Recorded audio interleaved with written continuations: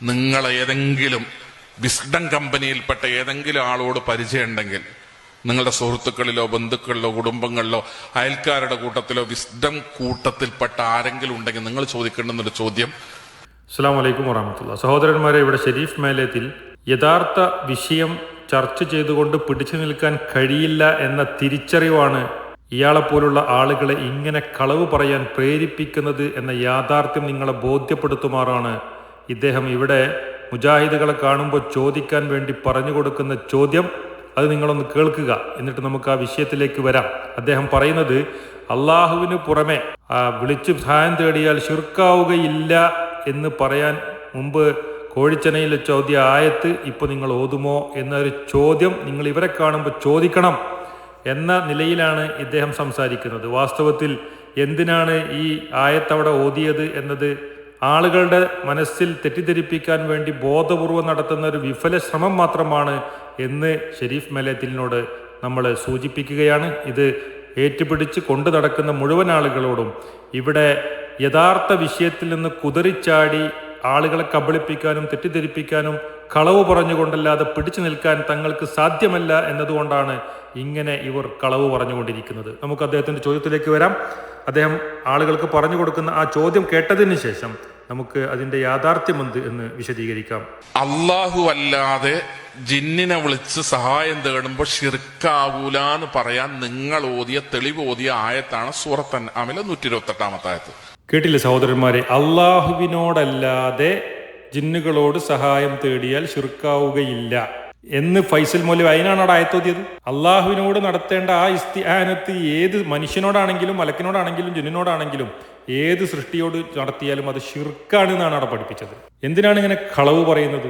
ഇവിടെ എന്താണ് വിഷയം എന്നത് ആളുകളുടെ മനസ്സിൽ തെറ്റിദ്ധരിപ്പിക്കാൻ ബോധപൂർവം ഇയാൾ നടത്തുന്ന വിഫല ശ്രമമാണിത്. ആളുകളെ കബളിപ്പിക്കാനും തെറ്റിദ്ധരിപ്പിക്കാനും യാതൊരു സത്യസന്ധതയോ പരലോകബോധമോ ഇല്ലാതെ പച്ചക്കളവ് ആളുകളുടെ മുമ്പിൽ കയറി പരസ്യമായി കൂവാൻ ഒരു ഉളുപ്പുമില്ലാത്ത ഒരു വർഗമായി ഈ KNM സുഹൃത്തുക്കൾ അധപ്പതിച്ചു പോയല്ലോ എന്നാണ് നമുക്ക് സാന്ദർഭികമായി സൂചിപ്പിക്കാനുള്ളത്. സഹോദരന്മാരെ, എന്താണ് വിഷയം? അത് നമുക്ക് കൃത്യമായി ആ വിഷയം, ആ ചർച്ച നമുക്കൊന്ന് ശ്രവിച്ച് കാര്യങ്ങൾ കൃത്യമായി ഒന്ന് പഠിക്കാൻ ശ്രമിച്ചാൽ ഈ വിഷയത്തിൽ അവ്യക്തത നീങ്ങാനും കൃത്യമായി കാര്യങ്ങൾ പഠിക്കാനും ഒരു പ്രയാസവും ഇല്ല എന്നതാണ് യാഥാർത്ഥ്യം. നമുക്ക് ഷെരീഫ് മല്ലത്തലിന്റെ തുടർന്നുള്ള ഭാഗം കൂടെ കേട്ട് അതിന്റെ യാഥാർത്ഥ്യം നമുക്ക് കൃത്യമായി മനസ്സിലാക്കേണ്ടതുണ്ട് എന്ന് സൂചിപ്പിച്ചുകൊണ്ട് അദ്ദേഹത്തിന്റെ തുടർന്നുള്ള വരികളും കൂടെ ശ്രദ്ധിക്കുക. ശേഷം തന്നെ അത് വിശദീകരിച്ചു തരാം. ആ ആയത്ത് ജിന്നിനെ വിളിച്ച് സഹായം തേടിയാൽ ഷിർക്കല്ല എന്നതിന് തെളിവാണ് എന്ന് നിങ്ങൾക്ക് അഭിപ്രായമുണ്ടോ എന്ന് വിസ്ഡത്തിൽപ്പെട്ട ആരോടെങ്കിലും നിങ്ങളൊന്ന് ചോദിച്ചു നോക്ക്. അപ്പൊ ഷെരീഫ് മല്ലത്തിൽ അതിന് കൃത്യമായി മറുപടി പിടിച്ചോ? നിന്റെ ഈ ചോദ്യത്തിന് മുജാഹിദുകൾ മറുപടി പറയില്ലെന്നല്ലേ നീ വിചാരിച്ചത്? എന്നാൽ പിടിച്ചോ മറുപടി. എന്താ മറുപടി? ഇവിടെ ഇയ്യാക നഅ്ബുദു വ ഇയ്യാക നസ്തഈൻ എന്ന് പറയുന്ന ആ ഇസ്തിആനത്ത് മനുഷ്യരിലേക്ക് പോകാൻ പാടില്ല, ജിന്നുകളിലേക്ക് പോകാൻ പാടില്ല, മലക്കുകളിലേക്ക് പോകാൻ പാടില്ല, ഒരു സൃഷ്ടിയിലേക്കും പോകാൻ പാടില്ല. ആ ഇസ്തിആനത്ത് അല്ലാഹുവേ നിന്നോട് മാത്രമേ ഞങ്ങൾ സഹായം തേടൂ എന്ന് പറയുന്ന ആ ഇസ്തിആനത്ത് ഒരു സൃഷ്ടിയിലേക്ക് പോയാലും ഏതൊരു സൃഷ്ടിയിലേക്ക് പോയാലും അള്ളാഹുവിൽ പങ്കു ചേർക്കലാണ്. അത് അള്ളാഹുവിൽ പങ്കു ചേർക്കലാവുകയില്ല എന്ന് ഒരാളും എവിടെയും പറഞ്ഞിട്ടില്ല, പറയുകയുമില്ല. വിശിഷ്യ വിസ്ഡം ഇസ്ലാമിക് ഓർഗനൈസേഷന്റെ പണ്ഡിതന്മാരോ പ്രവർത്തകരോ അണികളോ അനുഭാവികളോ ഒരിക്കലും അങ്ങനെ പറഞ്ഞിട്ടില്ല, പറയുകയില്ല. ഇവിടെ സൃഷ്ടാവായ അള്ളാഹുവിൽ നിന്നും മാത്രം ലഭിക്കേണ്ട കാര്യത്തിനു വേണ്ടിയുള്ള അപേക്ഷ, അർത്ഥന, പ്രതീക്ഷ, കാര്യകാരണ ബന്ധങ്ങൾക്ക് അതീതമായ പ്രതീക്ഷ ഏതൊരു സൃഷ്ടിയിലേക്ക് പോയാലും അള്ളാഹുവിൽ പങ്കു ചേർക്കലാണ്, അള്ളാഹുവിൽ പങ്കു ചേർക്കലാണ്, അള്ളാഹുവിൽ പങ്കു ചേർക്കലാണ്. അത് അള്ളാഹുവിൽ പങ്കു ചേർക്കലല്ല എന്ന് ആരും പറഞ്ഞിട്ടില്ല. വിസ്ഡം വിഭാഗത്തിൽപ്പെട്ട ഒരാളും പറഞ്ഞിട്ടില്ല. പച്ച കളവാണ് താങ്കൾ പറഞ്ഞ ആളുകളെ കബളിപ്പിക്കാനും തെറ്റിദ്ധരിപ്പിക്കാനും ശ്രമിച്ചുകൊണ്ടിരിക്കുന്നത്. പിന്നെ എന്താ നമ്മുടെ വിഷയം? അത് തെളിവാണെങ്കിൽ തെളിവാണെന്ന് പറയണം. വീണ്ടും അങ്ങനെ ഒരു ആയത്ത് ഉദ്ധരിക്കണം. അത് തെളിവാണ്. എന്തിനുള്ള തെളിവാണ്? ഫൈസൽ മൗലവി അവിടെ ഏതൊരു കാര്യം സമർത്ഥിക്കാനാണോ അവിടെ ആയത്തോതിയത് അതിനുള്ള തെളിവ് തന്നെയാണ്. നേരെ മറിച്ച് അള്ളാഹുവിനെ വിട്ട് അള്ളാഹുവിന് പുറമെ ജിന്നുകളെ വിളിച്ചാൽ സഹായം തേടിയാൽ അത് ശിർക്കാവുകയില്ല എന്നതിനുള്ള തെളിവല്ല. അള്ളാഹുവിനെ വിട്ടിട്ട് ഏത് സൃഷ്ടിയെ വിളിച്ചാലും അത് അള്ളാഹുവിൽ പങ്കു ചേർക്കലാണ്. ഇനി ഇവിടെ അൻആം 128 ആയത്ത് എന്തിനാണ് ഫൈസൽ മൗലവി ആയത്തോതിയത്? നിങ്ങളുടെ ഒരു വിദണ്ഡവാദമുണ്ട്. ജിന്ന് കാര്യകാരണ ബന്ധങ്ങൾക്ക് അതീതമാണ്, അദൃശ്യമാണ്, അഭൗതികമാണ്. നിങ്ങളുടെ ഈ വിദണ്ഡവാദത്തെ എതിർത്തുകൊണ്ട്, അതുകൊണ്ട് തന്നെ ജിന്നുകളോടുള്ള ഏത് സഹായ ചോദ്യവും അള്ളാഹുവിൽ പങ്കുചേർക്കലാണ്. ഇതാണ് നിങ്ങളുടെ വാദം. ആ വാദത്തെ ഗണ്ണിക്കാനുള്ള ഒറ്റമൂലി ആയത്താണ് ഈ ആയത്ത്. അതുകൊണ്ട് കൃത്യമായി കേട്ടോ, പഠിച്ചോ. ഈ ആയത്ത് വീണ്ടും നമ്മുടെ ഫൈസൽ മൗലവി എഴുതിയ ആ വാദത്തെ സമർത്ഥിക്കാനും നിങ്ങളുടെ വാദത്തെ തകർക്കാനും ഈ ആയത്ത് തെളിവ് തന്നെ.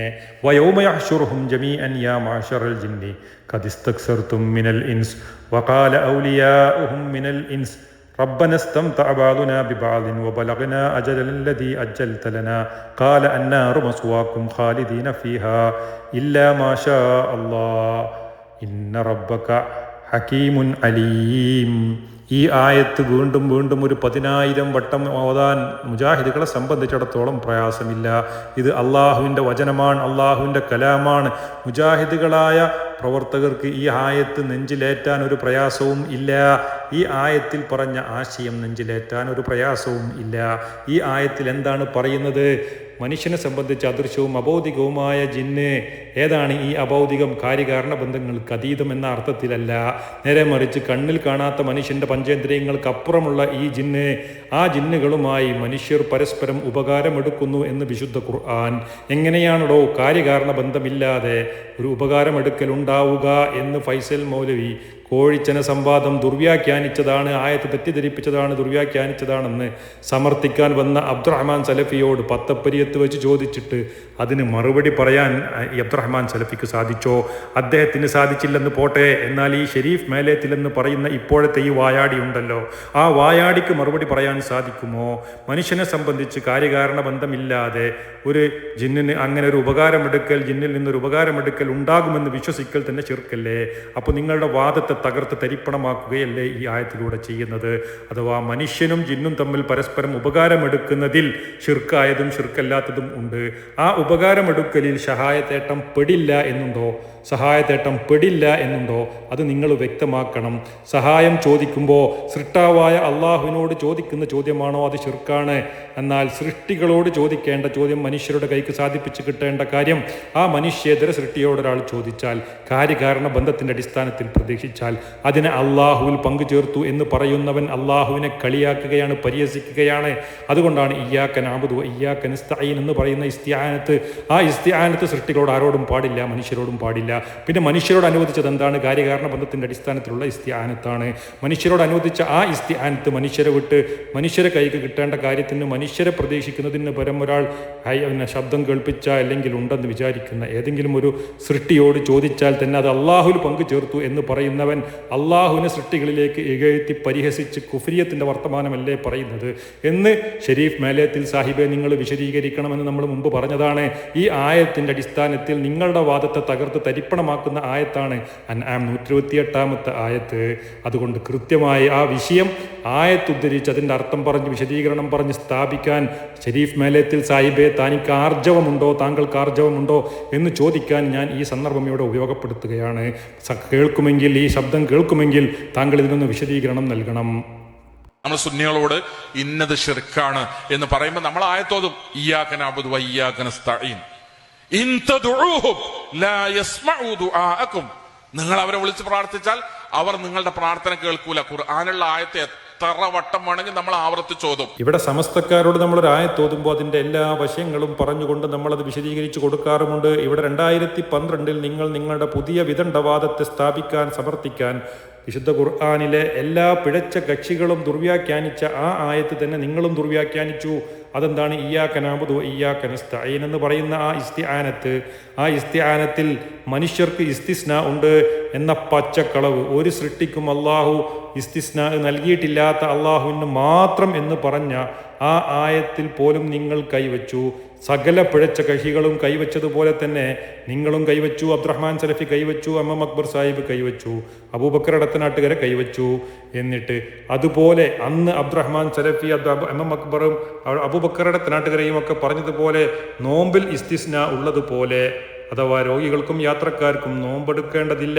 ജുമയിൽ ഇസ്തിസ്നാ ഉള്ളതുപോലെ രോഗികൾക്കും യാത്രക്കാർക്കും സ്ത്രീകൾക്കും ഒന്നും ജുമാ നിർബന്ധമില്ലാത്തതുപോലെ തന്നെ ഇയ്യാക നഅ്ബുദു വ ഇയ്യാക നസ്തഈനിൽപ്പെട്ട ആ ഇസ്തിആനത്തിൽ നിന്ന് ഒരു ഇസ്തിസ്നാ മനുഷ്യർക്കുണ്ടെന്ന പച്ചക്കളവ് തട്ടിവിട്ട നിങ്ങൾക്ക് ഇതേ ആയത്ത് ഒന്നുകൂടെ അതേപോലെ അർത്ഥം പറയാൻ നിങ്ങൾക്ക് സാധിക്കുമോ? ഷെരീഫ് മേലേത്തിൽ സാഹിബെ, നിങ്ങൾ നിങ്ങളുടെ സഹപ്രവർത്തകരെ കാണുമ്പോൾ, തൊട്ടടുത്ത് KNM-ന്റെ യോഗങ്ങൾ നടക്കുമ്പോൾ, അപ്പുറവും ഇപ്പുറവുമൊക്കെ പണ്ഡിതന്മാർ ഇരിക്കുമ്പോൾ അവരോട് നിങ്ങളതൊന്ന് ചോദിക്കണം. ഈ ആയത്തിന് അങ്ങനെ ഒരു അർത്ഥം ഉണ്ടോ ഇല്ലേ? അത് നമ്മൾ ദുർവ്യാഖ്യാനിച്ചതല്ലേ? അത് പച്ചക്കളവല്ലേ? അങ്ങനെ ഒരു ഇസ്തിസ്നാ അള്ളാഹു നൽകിയിട്ടുണ്ടോ? അത് അള്ളാഹുവിൻ്റെ പേരിൽ പറയുന്ന കളവല്ലേ എന്ന് നിങ്ങളൊന്ന് പരസ്പരം ഒന്ന് കാണുമ്പോൾ അങ്ങോട്ടും ഇങ്ങോട്ടും ഒക്കെ ഒന്ന് ചോദിച്ചു നോക്കുക. എന്നിട്ട് മതി മുജാഹിദുകളായ വിസ്ഡം ഇസ്ലാമിക് ഓർഗനൈസേഷൻ്റെ പേരിൽ തിരിയാൻ. ഇവിടെ വിശുദ്ധ ഖുർആനിൻ്റെ ആയത്തുകളെ പച്ചക്ക് ദുർവ്യാഖ്യാനിച്ചത് ആളുകൾ തിരിച്ചറിയാതിരിക്കാൻ, മറ്റുള്ളവരെ നോക്കി കള്ളൻ എന്ന് പറയുന്നതിന് സമാനമായ ഒരു പ്രവർത്തനമല്ലേ ഷെരീഫ് മേലേത്തിൽ സാഹിബെ നിങ്ങൾ ഇവിടെ ചെയ്തുകൊണ്ടിരിക്കുന്നത് എന്ന് സാന്ദർഭികമായി ചോദിക്കുകയാണ്. അതുകൊണ്ട് ഈ വിഷയത്തിൽ കൃത്യമായ ഒരു വിശദീകരണം നൽകാൻ ഷെരീഫ് മേലേത്തിൽ സാഹിബിനെ ഞങ്ങൾ വെല്ലുവിളിക്കുകയാണ്.